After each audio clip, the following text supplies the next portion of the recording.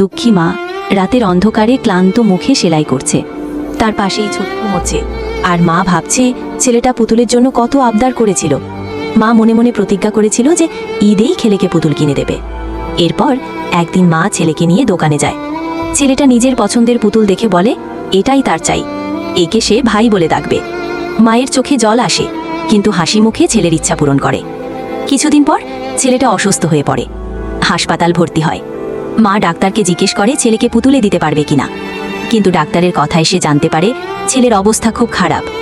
অবশেষে মা হাসপাতালের খালি বেডে বসে একা হাতে পুতুলটা ধরে আছেন। তার চোখে শূন্যতা, কিন্তু ঠোঁটে একটা চাপা হাসি। তিনি মনে মনে ভাবছেন যার জন্য এত কষ্ট করে পুতুলটা আনলেন সে তো আর নিতে আসবে না। এই দৃশ্যটা মায়ের অসহনীয় দুঃখ প্রকাশ করে। ভিডিওটা যারা দেখছে তাদের মনে কষ্ট হয় এবং তারা নিজের মায়ের কথা ভাবে। অনেকে ভিডিওটা লাইক করে, শেয়ার করে, যাতে অন্যরা নিজের মায়ের প্রতি ভালোবাসা দেখাতে পারে।